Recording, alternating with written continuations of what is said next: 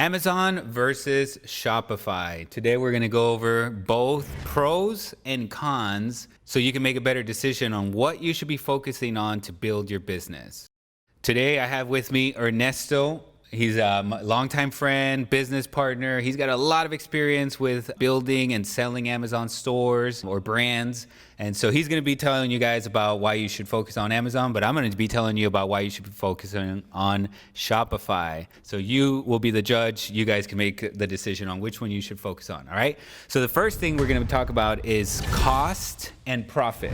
So on Shopify, you have your cost of goods sold, you have small costs to run your shop, usually about $100, let's say, when it comes to paying for the apps and fees and things like that. So you don't have to pay anyone, like Amazon, for example. You don't have to pay anyone a commission, and usually you can make really good profits on this. But of course, this is dependent all on you driving the right amount of traffic and doing the right amount of things to get the most out of your profits. For example, I know that I can do post-purchase upsells and cross-sells and downsells, and I can test all of that so I can get more profits from the same order. Now, on the Amazon side of things, though, well, cost is you pay for your pro account $49 a month, okay, and then you have to pay Amazon fees, which is 15%. Okay, so if I sell something for $100, I'll pay $15, and then on top of that, I gotta pay for the shipping and handling,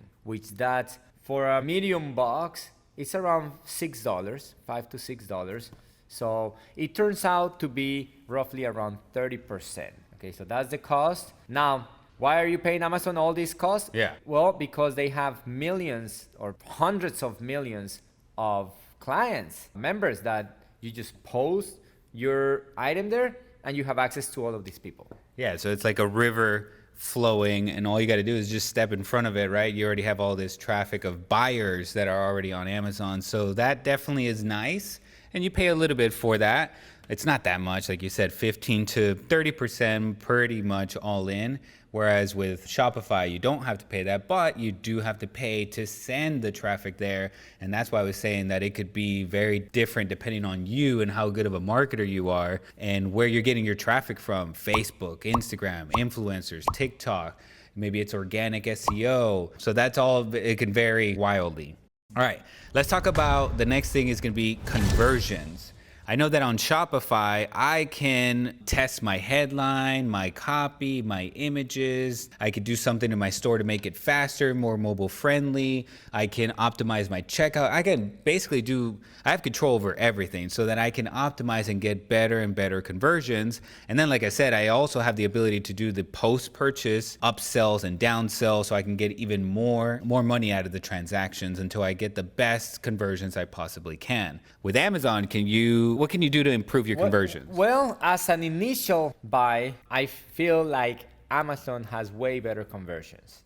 Okay. Why? Because people trust Amazon because of the reviews, mainly because of the reviews, 5-star reviews, 4-star reviews, and they can read the reviews and they know that they are real reviews. So I've seen conversions all the way up to 30, 40, even 50%.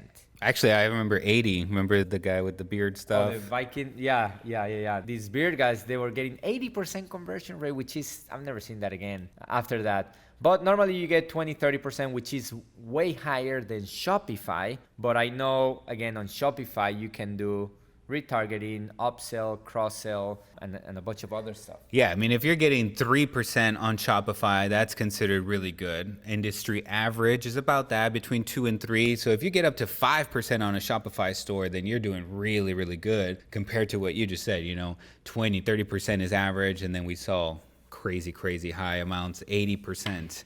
Now, you talked about our next thing that we want to compare is audience and targeting the right audience and also being able to retarget that. I know when I do Shopify, I use Facebook ads. I'm able to target the right audience with the right ad, and I can place a video in front of them or an image or whatever, some sort of a good creative so I can target the right audience and get them over to my store. And not only that, I get to retarget everybody that watched my video or engaged with my ad or visited my page, added to to cart and I want to retarget them differently. If they purchase from me, I can retarget them differently. So there's a lot of flexibility or a lot of extra options that I have when it comes to audience and retargeting and stuff.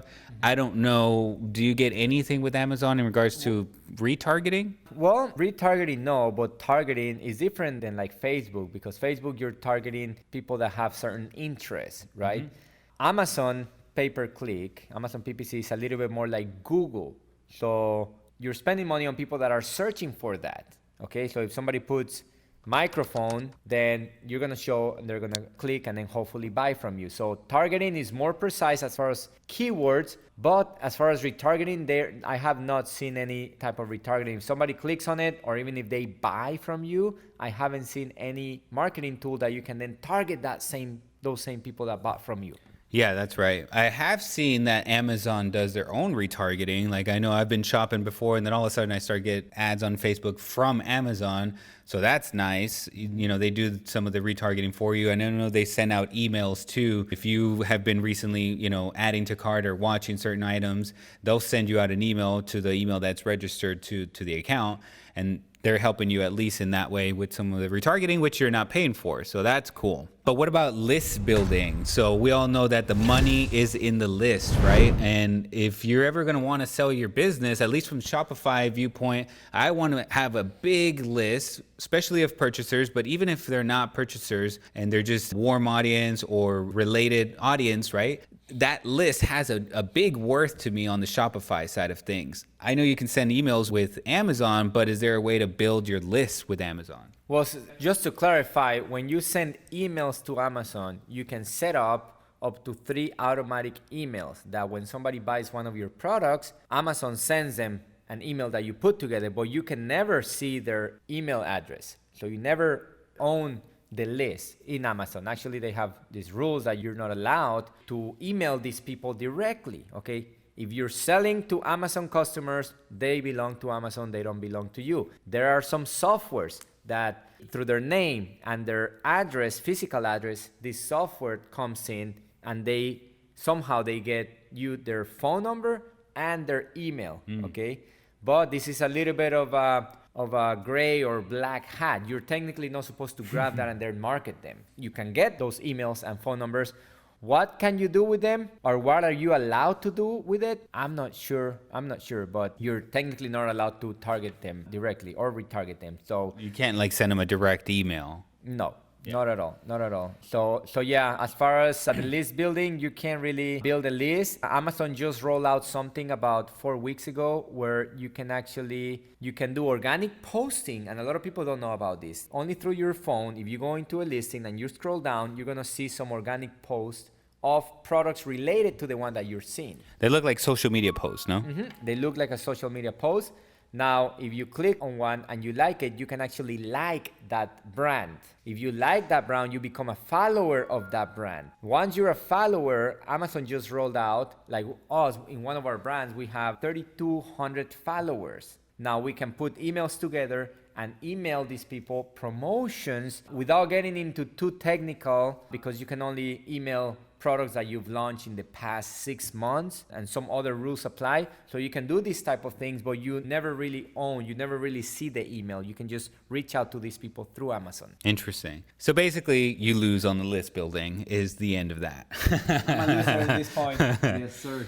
All right, but let's get to the good stuff. The last point on my list is when you want to exit your business, what is going to get you the most profit, Shopify or Amazon? Obviously, that's going to come down to how big your business is and how much sales you're producing with Shopify or Amazon. But on average, what we have seen and we have experience with is you get a bigger multiple on Shopify, about 5 up to 10x your multiple there. So usually you can be losing money on Shopify all the while until you get to the point of exiting and selling your business. Now on Amazon, what have you seen and what has your experience been with selling, and how much money do you get? Well, on average, I've seen a 3-year profit. So if you're making $100,000 a year in profit, you can sell it for about $300,000. Obviously, there is other things. Is the business expanding? Is the business going down? And so on. But I would say like a 3x. Do they look at like the market? Does that even go into consideration, or do they just take into consideration your numbers? Just the number, because Amazon is a numbers thing. Amazon is not so much an analytic thing. You know, when you buy a Shopify store, you look at the market, you look at your list, how big your list is, how long you've been on the market. Amazon is just like a money-making machine, right? It's riskier because at any point, Amazon can just shut you down, okay? Which they, I don't think that happens in Shopify. No. So it's riskier, number one. Number two, you get a 3-year profit exit cost, as in Shopify is 5 years, correct? 5 to 10. 5 to 10 years. But on the flip side, I've seen a lot more Amazon businesses expand super fast than I've seen Shopify. I know quite a few people that started an Amazon business a few years ago, and now they're doing $500,000 a month, $1 million a month, even more, right? And I have not seen that many Shopify guys that open a Shopify store and now they're making all this money. Yeah, that's I agree with that. So speed in terms of building the business probably easier with Amazon, and then you sell for a little bit less versus over here slower, but you sell for more. And then again, it all depends on you. If you're a really good marketer and you can build your Shopify store really fast, then you get there a lot faster and you get a lot more money for it too. So that's it, guys. Hopefully that was helpful to you. Let us know in the comments any other questions that you might have for this, anything that we missed. We'll make more videos coming your way about anything digital marketing, Amazon, Shopify, anything like working with customers from an agency. We'll help you out with making more videos for that. All right. See you next time.